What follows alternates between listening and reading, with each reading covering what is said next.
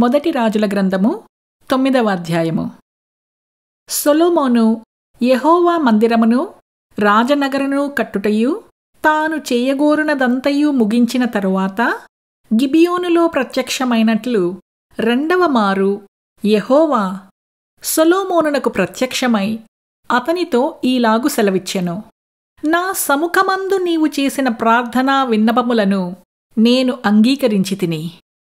నా నామమును అక్కడ సదాకాలము ఉంచుటకు నీవు కట్టించిన ఈ మందిరమును పరిశుద్ధపరచియున్నాను. నా దృష్టియు నా మనస్సును ఎల్లప్పుడూ అక్కడ ఉండును. నీ తండ్రి అయిన దావీదు నడిచినట్లు నీవును యథార్థ హృదయుడవై నీతిని బట్టి నడుచుకొని నేను నీకు సెలవిచ్చినదంతటి ప్రకారము చేసి నా కట్టడలను విధులను అనుసరించిన ఎడల నీ సంతతిలో ఒకడు ఇశ్రాయేలీయుల మీద సింహాసనాసీనుడయ్యుండక మానడని నీ తండ్రి అయిన దావీదునకు నేను సెలవిచ్చియున్నట్లు ఇశ్రాయేలీయుల మీద నీ సింహాసనమును చిరకాలము వరకు స్థిరపరచుదును. అయితే మీరే కాని మీ కుమారులే కాని ఏ మాత్రమైనను నన్ను వెంబడించుట మాని నేనిచ్చిన ఆజ్ఞలను కట్టడలను అనుసరింపక ఇతరమైన దేవతలను కొలిచి పూజించిన ఎడల నేను ఇశ్రాయేలీయులకిచ్చిన ఈ దేశములో వారిని ఉండనీయక వారిని నిర్మూలము చేసి నా నామమునకు నేను పరిశుద్ధపరచిన ఈ మందిరమును నా సముఖములో నుండి కొట్టివేసెదను.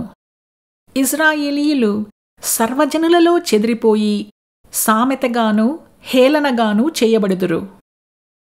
ఈ మందిర మార్గమున వచ్చుచున్న వారందరూ దాని చూచి ఆశ్చర్యపడి ఇసీ అని యెహోవా ఈ దేశమునకును ఈ మందిరమునకును ఈలాగున ఎందుకు చేసనని అడుగగా జనులిట్లందురు ఐగుప్తులో నుండి తమ పితరులను రప్పించిన తమ దేవుడైన యెహోవాను వారు విడిచి ఇతర దేవతలను ఆధారము చేసుకొని కొలిచి పూజించుచూ వచ్చిరి కనుక యెహోవా ఈ కీడంతయు వారి మీదికి రప్పించియున్నాడు.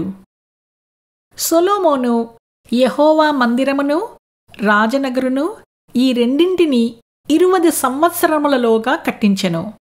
అతడు పని ముగించిన తరువాత తూరు రాజైన హీరాము సొలొమోను కోరినంత మట్టుకు దేవదారు మ్రానులను సరళ వృక్షపు మ్రానులను బంగారమును అతనికి వచ్చియున్నందున సొలొమోను గలిలయ దేశమందున్న 20 పట్టణములను హీరామునకు అప్పగించెను. హీరాము సొలొమోను తనకిచ్చిన పట్టణములను చూచుటకు తూరు నుండి రాగా అవి అతని దృష్టికి అనుకూలమైనవిగా కనపడలేదు. కనుక నా సహోదరుడా, నీవు నాకిచ్చిన ఈ పట్టణములు ఏపాటివనెను? నేటి వరకు వాటికి కాబూల్ అని పేరు.